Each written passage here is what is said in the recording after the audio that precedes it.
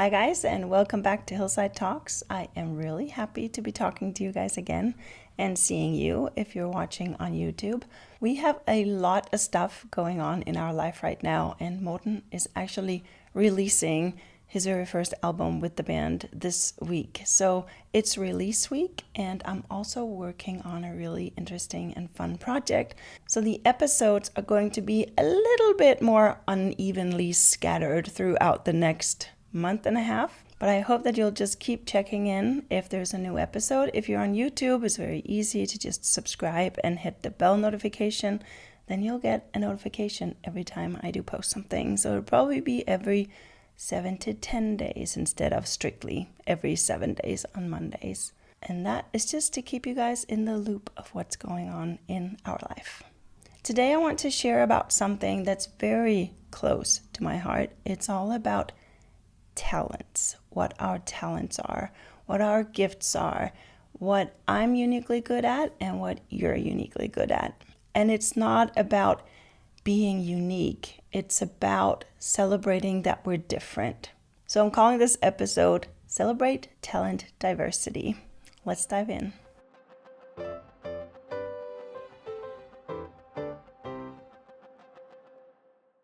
And I want to start off by actually taking you guys back a few weeks with me to church, where there was this woman, Merete, who shared a picture of an herb garden.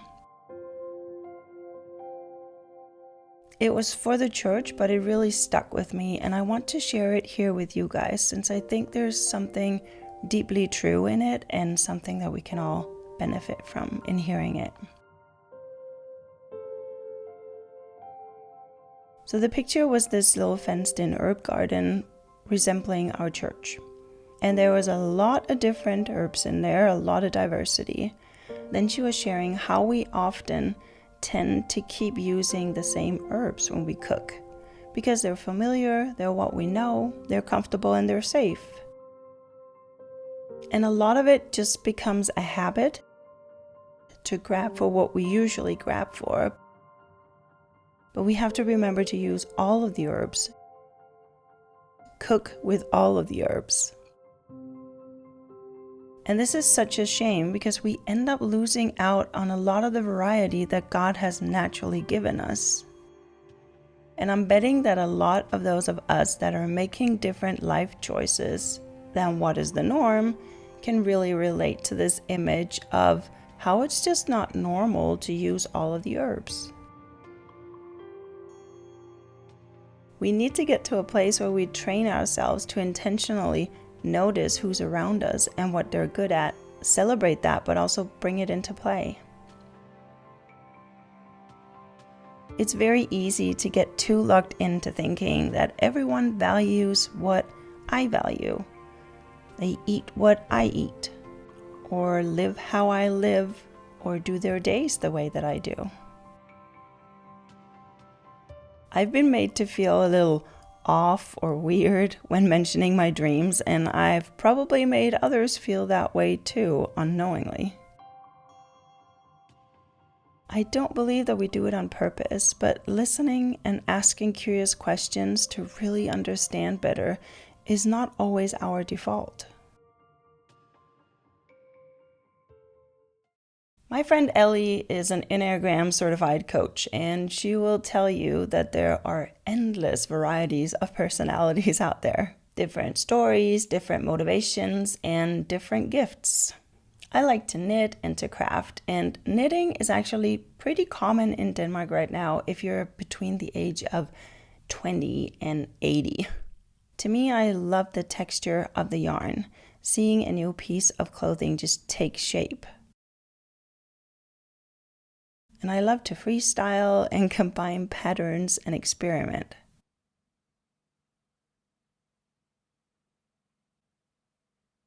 My friend, she does not. She often finds herself in a group of women where she's the only one or one out of a very few that doesn't knit. And I'm betting that this can sometimes create in her the feeling of not fitting in, I remember that feeling a lot back when we were having fertility issues, because so many of the people that were around us whenever we were gathering with other people, they were having babies and they were talking about babies, and there's nothing wrong in that. But I just felt misplaced and like I didn't fit in. And like the life that I was leading was somehow not normal, not on track.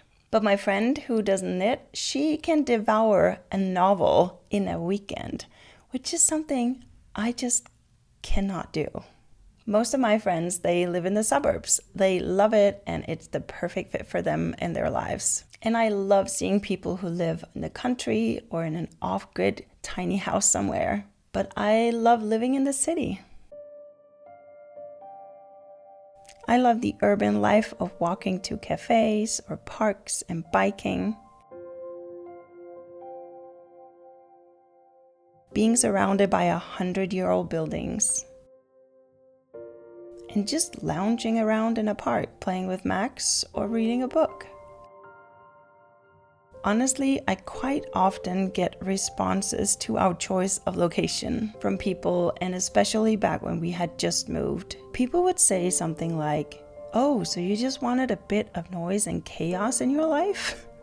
No, our neighborhood is very quiet and has very little traffic. Or people might say, "I couldn't live without a garden."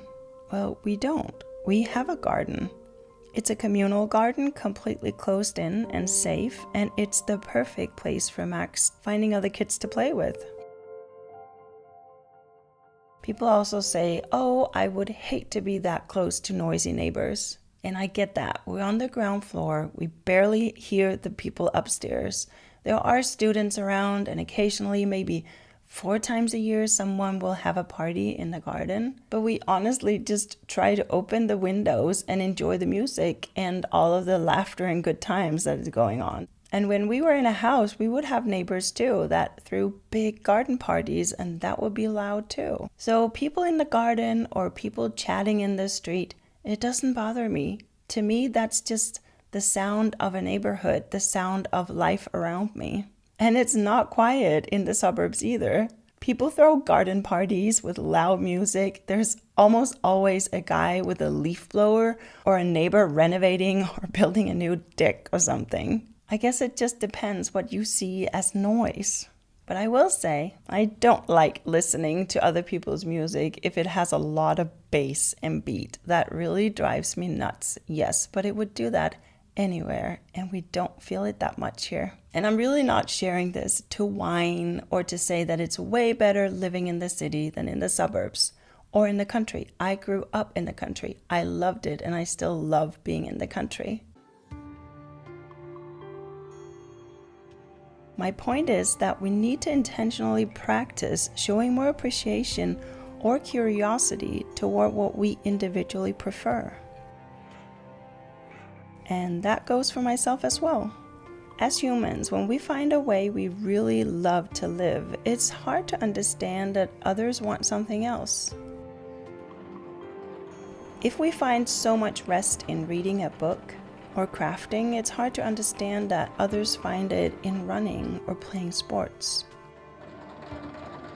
But that's the beauty of it all.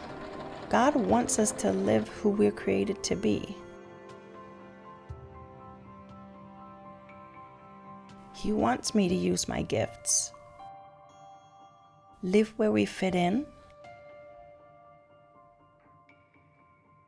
do what brings us joy, be mindful of the purpose He has put in us. Let's get better at encouraging each other. Let's actively choose to be curious and encouraging to one another. And let's just all practice one step at a time, living out what God has put in us. We are so wonderfully diverse when it comes to gifts, abilities, and personalities. Let's celebrate it.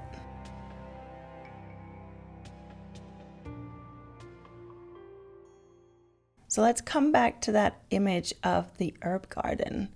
What herb are you? Where do you fit in? We're all created so differently. And I just want to highlight the fact that we all have something to contribute with. And it doesn't matter what it is that you're good at. The most important thing is that you use it, that you develop your gift and your talent, and you activate it out in the world and intentionally spread it out to other people. Because your talent is a gift for others, and when you use it, you spread the joy. So until next time, I really hope that you will practice noticing what people around you are good at and acknowledge it and celebrate it. And please let me know in the comments what kind of gifts that you feel like you're being drawn into activating or you might already be using. I would love to know. I love connecting with you guys, and your comments and your likes really means a lot. Thank you. We'll see you next time. Bye.